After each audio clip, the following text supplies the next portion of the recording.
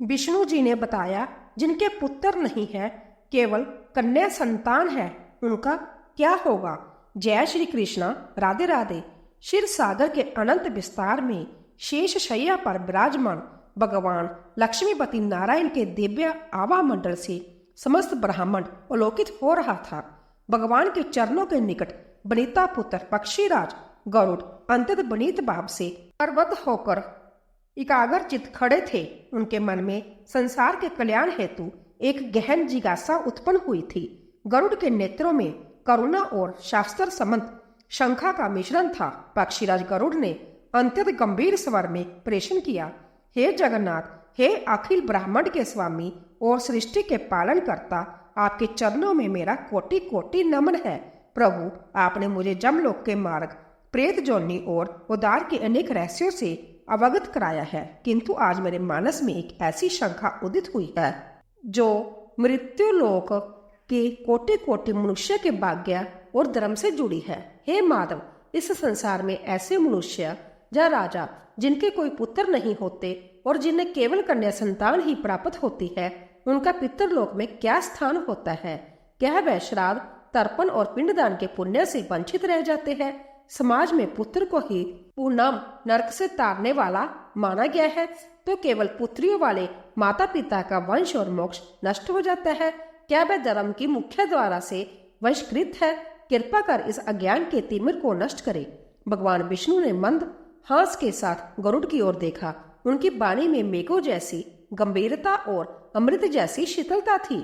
श्री हरि बोले, हे गरुड़, तुमने मानवता के कल्याण के लिए अंतत श्रेयस्कर प्रश्न किया है। सुनो, यह भ्रम केवल अज्ञानी मनुष्यों का है कि मोक्ष केवल पुत्र पर आश्रित है। मैं तुम्हें एक प्राचीन इतिहास सुनाता हूँ जो तुम्हारे संशय का समूल नाश कर देगा। प्राचीन काल में आर्यावर्त के एक समृद्ध राज्य में चंद्रसेन नाम का एक महाराज राज्य करते थे।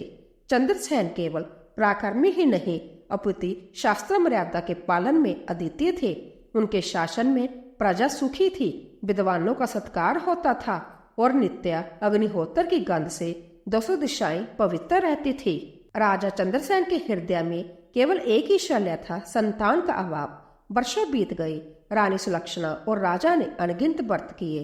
अंतिम महर्षि वशिष्ठ के मार्गदर्शन में राजा ने एक विशाल पुत्र कामेष्टि यज्ञ का अनुष्ठान किया। यज्ञ की पूर्ण होती के पश्चात देवताओं के आशीर्वाद से रानी सुलक्षणा ने गर्भ धारण किया। संपूर्ण राज्य में उल्लास छा गया। ब्राह्मणों ने भविष्यवाणी की कि राजा के घर साक्षात लक्ष्मी का अंश पधारेगा। समय आने पर रानी ने एक अत्यंत रूपवती और तेजस्वी कन्या को जन्म दिया। राजा ने उसका नाम भानुमति रखा।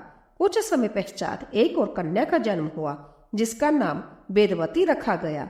राजा ने अपनी दोनों पुत्रियों को पुत्रों से भी बढ़कर स्नेह और संस्कार दिए।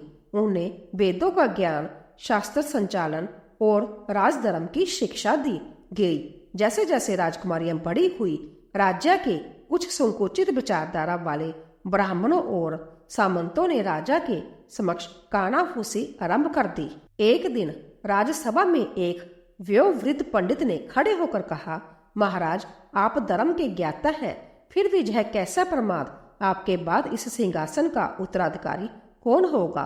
बिना पुत्र के आपकी अंत्येष्टि कौन करेगा। शास्त्र कहते हैं कि पुत्र के बिना गति नहीं होती। यदि आपने किसी पुत्र को गोद नहीं लिया या पूर्व विवाह कर पुत्र प्राप्ति का प्रयत्न नहीं किया तो आपके पितर परलोक में अतृप्त रहेंगे और भूखे प्यासे भड़केंगे। आपकी जे कन्याएं प्राय धन है, जय आपके वंश को कैसे जीवित रखेगी। इन कटु वचनों ने राजा चंद्रसेन के हृदय को छलनी कर दिया। राजा सत्यपरायण थे, किंतु शास्त्र के इस कथित पक्षपाती अर्थ ने उन्हें असमंजस में डाल दिया। वह सोचने लगे, क्या मेरी भक्ति, मेरा न्याय और मेरा तप व्यर्थ चला जाएगा। क्या मेरी पुत्रियां, जो साक्षात शक्ति का रूप है, मुझे और मेरे पितरों को मोक्ष दिलाने में अक्षम है।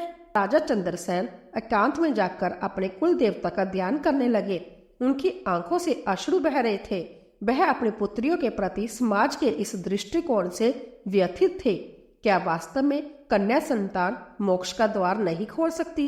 यह प्रश्न उस समय समस्त आर्यावर्त के आकाश में गूंज रहा था। बैकुंठ में भगवान विष्णु की वाणी सुनकर गरुड़ अत्यंत एकाग्र हो गए। श्री हरि ने कथा को आगे बढ़ाते हुए कहा, हे गरुड़, राजा चंद्रसेन के मन में संशय का जो विष उत्पन्न हुआ था उसने उन्हें भीतर तक झंझोर दिया। एक ओर समाज का उपहास था और दूसरी ओर अपनी पुत्री के प्रति उनका अगाध प्रेम। उसी समय राजा के स्वप्न में उनके दिवंगत पितर प्रकट हुए। पितरों के मुखमंडल पर तेज नहीं था, वे उदास और क्षीण दिख रहे थे। उन्होंने राजा से कहा, हे पुत्र, समाज की बातें सुनकर तुम्हारा मन डोल रहा है, जिससे हमारे लोक में पिंड की ऊर्जा कम होने लगी है। संशय ही सबसे बड़ा पाप है। राजा चंद्रसेन निद्रा से व्याकुल होकर जागे। उन्होंने उसी क्षण निर्णय लिया कि वे अपनी पुत्रियों को केवल गृह कार्य ही नहीं अपितु उन समस्त संस्कारों से सुसज्जित करेंगे जो एक पुत्र के लिए अनिवार्य माने जाते हैं। उन्होंने ऋषियों को आमंत्रित किया, किंतु सभा में उपस्थित कुछ रूढ़िवादी विद्वानों ने विरोध का स्वर मुखर किया। नगर के मुख्य राजपुरोहित, जो संभ्य को शास्त्र मर्यादा का रक्षक मानते थे, ने राजा से कहा, महाराज, आप मर्यादा का उल्लंघन कर रहे हैं। कन्या दान के लिए होती है, तर्पण के लिए नहीं। यदि कन्या पिंडदान करेगी तो वह शास्त्र विरुद्ध होगा और आपके पितरों को अधोगति प्राप्त होगी। उसी समय राजा की ज्येष्ठ पुत्री भानुमति राज्यसभा में प्रविष्ट हुई। उसका व्यक्तित्व साक्षात सरस्वती के समान प्रखर था। उसने विनीत भाव से किंतु दृढ़ स्वर में विद्वानों को संबोधित किया, हे पूज्य ब्राह्मणों, मैं आपसे एक जिज्ञासा पूछती हूँ। क्या आत्मा का कोई लिंग होता है? जिस देह को हम जला देते हैं वह पंच तत्वों की है, किंतु जिस पितृ ऋण की आप बात कर रहे हैं वह रक्त और संस्कारों का ऋण है। यदि माता पिता के रक्त का अंश पुत्र में है तो क्या पुत्री में वह अंश लुप्त हो जाता है? सभा में सन्नाटा छा गया। भानुमति ने आगे कहा, गरुड़ पुराण और श्रुतियों में स्पष्ट उल्लेख है कि पुत्र शब्द केवल पुल्लिंग वाचक नहीं अपितु संतान वाचक भी है। यदि कोई मनुष्य पुत्रहीन मरता है तो उसकी पत्नी, फिर बाई और उसके अभाव में पुत्री या पुत्री का संतान पिंडदान का पूर्ण अधिकारी होता है। जो पुत्री अपने पिता के प्रति श्रद्धा रखती है वही श्राद्ध की वास्तविक अधिकारिणी है। क्या श्रद्धा केवल पुत्रों के हृदय में निवास करती है? भानुमति के तर्कों ने विद्वानों को निरुत्तर कर दिया, किंतु समाज का संशय अभी भी समाप्त नहीं हुआ था। राजा चंद्रसेन ने घोषणा की, मैं अपनी पुत्रियों के माध्यम से ही अपने कुल की मर्यादा सिद्ध करूंगा। यदि मेरा धर्म सत्य है तो मेरी पुत्रियां ही मेरे मोक्ष का मार्ग प्रशस्त करेगी। राजा ने भानुमति और वेदवती को राज्य के प्रशासन के साथ साथ अध्यात्म के उच्चतम शिखर पर पहुंचाया। उन्होंने कन्याओं को सिखाया कि कैसे दीन दुखियों की सेवा ही वास्तविक पितृजग है, किंतु नियति की परीक्षा अभी भी शेष थी। राज्य में भयंकर अकाल पड़ा, नदियां सूख गई और अन्न के भंडार रिक्त होने लगे। ज्योतिषियों ने कहा कि यह राजा के पुत्रहीन होने का दोष है, जिससे देवता रुष्ट है। राजा चंद्रसेन विचलित नहीं हुए। उन्होंने अपनी पुत्रियों के साथ मिलकर अन्नदान का जग आरंभ किया। भानुमति ने संभय अपने हाथों से प्यासों को जल पिलाया और वेदवती ने मंत्र उच्चारण से वातावरण को पवित्र किया। उनकी निष्ठा और करुणा को देखकर प्रजा का हृदय परिवर्तन होने लगा। वह समझने लगे कि जो संतान समाज को जीवन दे सकती है वह पितरों को तृप्ति क्यों नहीं दे सकती। कथा सुनाते सुनाते भगवान विष्णु गरुड़ से बोले, हे पक्षीराज, देखो, उस समय भी मनुष्य अज्ञान के वश में था। लोग यह भूल जाते हैं कि सृष्टि का सृजन शक्ति के बिना संभव नहीं है। जो कन्या को हीन मानता है वह साक्षात लक्ष्मी का अपमान करता है। श्राद्ध का अर्थ है श्रद्धा। यदि पुत्र श्रद्धाहीन होकर केवल लोक दिखावे के लिए पिंडदान करे तो वह मुझे प्राप्त नहीं होता। किंतु यदि कोई पुत्री अश्रुपूर्ण नेत्रों और सात्विक भाव से अपने माता पिता का स्मरण कर एक चुटकी अन्न भी समर्पित करे तो वह अक्षय तृप्ति प्रदान करता है। गरुड़ ने पूछा, प्रभु, किंतु क्या शास्त्र इसकी अनुमति स्पष्ट रूप से देते हैं? क्योंकि समाज सदैव प्रमाण मांगता है। भगवान ने उत्तर दिया, सुनो गरुड़, गरुड़ पुराण के प्रेत कल्प में मैंने संभय कहा है कि पुत्र के अभाव में कन्या उसकी संतान या योग्य शिष्य भी श्राद्ध कर सकते हैं। धर्म सूक्ष्म है, वही जड़ नहीं है। राजा चंद्रसेन ने इसी सूक्ष्म धर्म को पहचान लिया था। बैकुंठ के शांत वातावरण में भगवान विष्णु की वाणी की प्रतिध्वनि गूंज रही थी। पक्षीराज गरुड़ मंत्रमुग्ध होकर सुन रहे थे। श्री हरि ने कथा को आगे बढ़ाया। हे गरुड़, राजा चंद्रसेन ने अपनी पुत्रियों को शास्त्र और शस्त्र दोनों में निपुण कर दिया था, किंतु काल की गति को कौन टाल सकता है। वृद्धावस्था ने राजा को घेर लिया। अपनी आयु के अंतिम पड़ाव पर राजा ने राजपाट का मोह त्याग कर वानप्रस्थ आश्रम में जाने का निश्चय किया। राजा ने अपनी ज्येष्ठ पुत्री भानुमति का विवाह एक सुयोग्य, शीलवान और धर्मपरायण राजकुमार से किया, किंतु एक शर्त रखी कि भानुमति के कुल का धर्म और उसके पिता के पितरों के प्रति उत्तरादायित्व में कोई बाधा नहीं आएगी। राजा ने अपनी दोनों पुत्रियों को बुलाकर कहा, पुत्रियों, समाज आज भी संशय में है। मेरी मृत्यु के पश्चात लोग कहेंगे कि चंद्रसेन का वंश समाप्त हो गया। क्या तुम इस मिथ्या धारणा को खंडित कर सकोगी? भानुमति और वेदवती ने पिता के चरणों का स्पर्श कर दृढ़ता से कहा, तात, शरीर नश्वर है किंतु संस्कार अमर है। हम सिद्ध कर देंगे कि आपकी दी हुई शिक्षा और हमारी धमनियों में बहने वाला आपका रक्त किसी भी संकट से बड़ा है। राजा चंद्रसेन अपनी पत्नी सुलक्षणा के साथ घने वन में तपस्या करने चले गए। वहां वह निरंतर नारायण के ध्यान में लीन रहने लगे। उधर राज्य पर एक भयानक विपत्ति आई। पड़ोसी राज्य के एक क्रूर राजा ने यह सोचकर आक्रमण कर दिया कि चंद्रसेन के कोई पुत्र नहीं है और राज्य अब असुरक्षित है। उसने संदेश भिजवाया, जिस राजा ने केवल कन्याओं को पाला हो उसका राज्य तो वैसे ही अनाथ है, आत्मसमर्पण कर दो। किंतु भानुमति ने उस अतताई को वह उत्तर दिया जिसे सुनकर दिशाएं कांप उठी। उसने संभ्या सेनापति तत्व संभाला और युद्ध भूमि में चंडी का रूप धरकर शत्रु को परास्त किया। उसने प्रमाणित कर दिया कि क्षत्रिय तत्व रक्त में होता है, केवल लिंग में नहीं। इस विजय ने प्रजा के मन से पुत्रहीन राजा का कलंक धो दिया, किंतु असली परीक्षा अविशेष थी। वन में कठिन तपस्या और शीत ताप सहते हुए राजा चंद्रसेन का शरीर जर्जर हो गया। एक संध्या जब वह ध्यान मग्न में थे, जमदूतों का आगमन हुआ।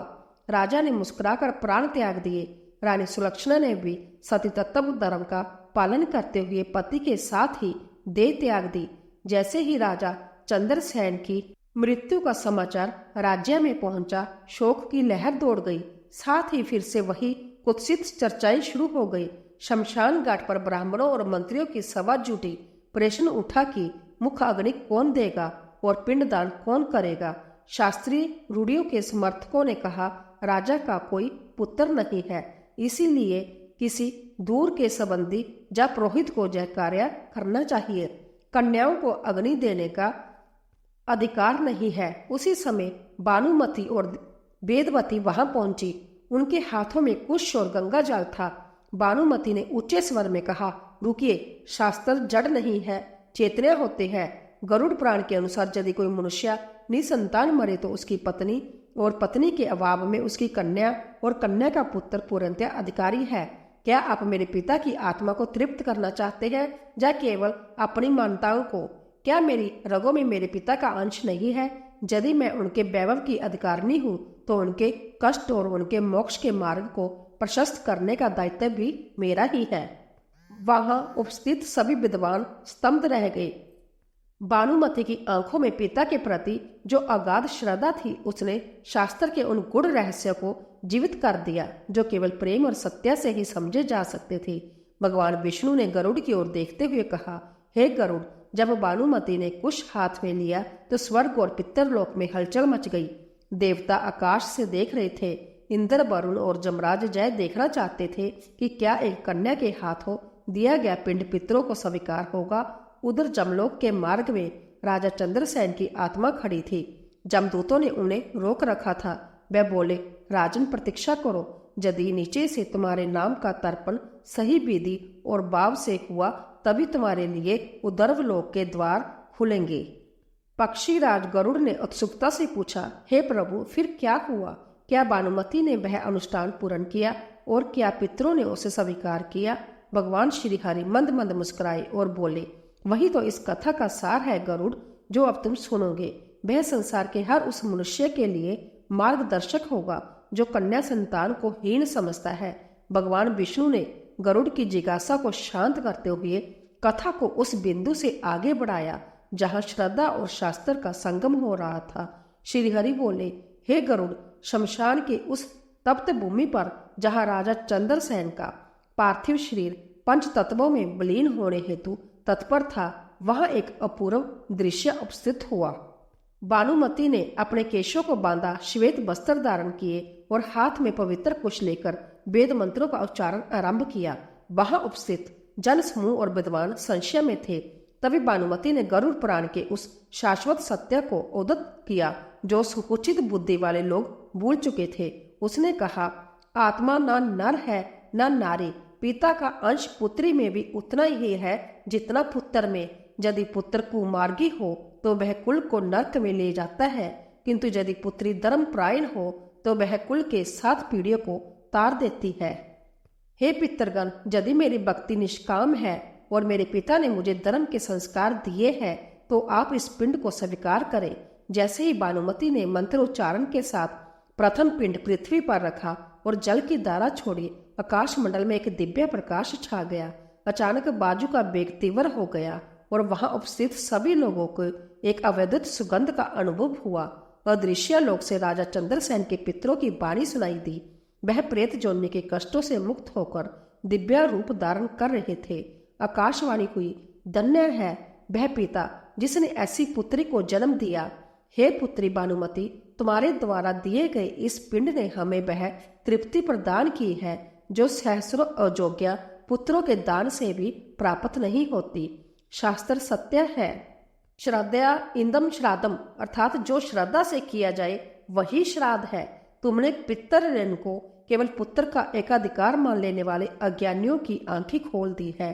यह दृश्य देखकर वहां उपस्थित वह ब्राह्मण जो अब तक विरोध कर रहे थे, लज्जित होकर भानुमति के चरणों में झुक गए। उन्हें समझ आ गया कि कुल की रक्षा और पितरों की मुक्ति केवल लिंग पर आधारित नहीं बल्कि संतान के संस्कार और कर्म पर आधारित है। भगवान विष्णु ने गरुड़ से कहा, हे पक्षीराज, उस समय मैंने संभय अपनी माया से वहां उपस्थित जनों को यह बोध कराया कि जो पुत्री को पुत्र के समान संस्कार देता है वह साक्षात मेरे ही पद को प्राप्त करता है। भानुमति ने न केवल अपने पिता का अंतिम संस्कार किया बल्कि गया तीर्थ में जाकर विधि विधान से तर्पण भी किया। उसके द्वारा छोड़े गए जल की हर बूंद राजा चंद्रसेन के लिए बैकुंठ का मार्ग प्रशस्त कर रही थी। उधर जमलोक के द्वार पर जमराज ने संभय राजा चंद्रसेन का स्वागत किया।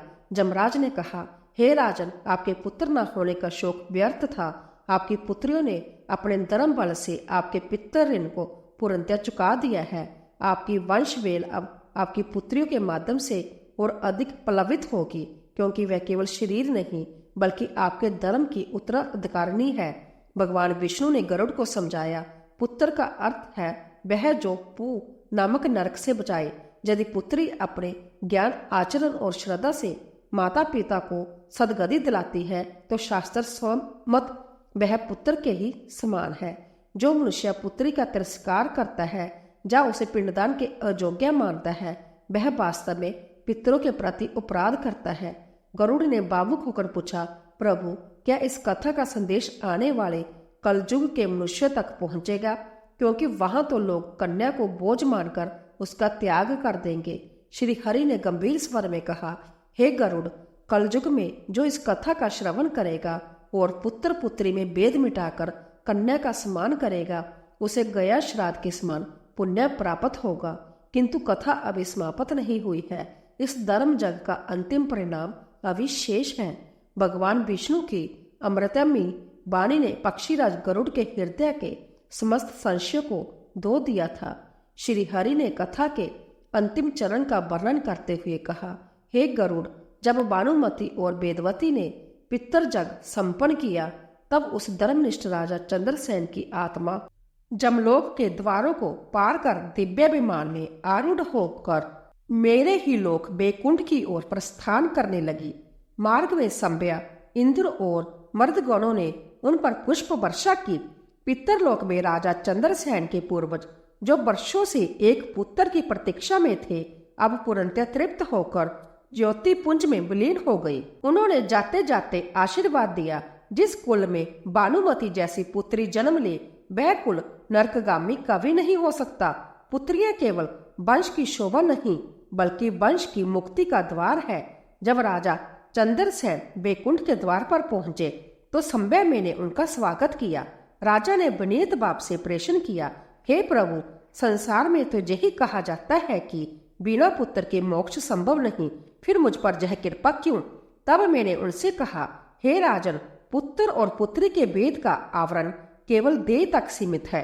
तुमने अपनी पुत्रियों को धर्म का दान दिया, उन्हें शास्त्रों का ज्ञान दिया और उन्हें स्वावलंबी बनाया। तुम्हारी पुत्रियों की श्रद्धा और उनके द्वारा अर्पित किया गया पिंड किसी भी पुत्र द्वारा किए गए कर्म कांड से कहीं अधिक पवित्र है।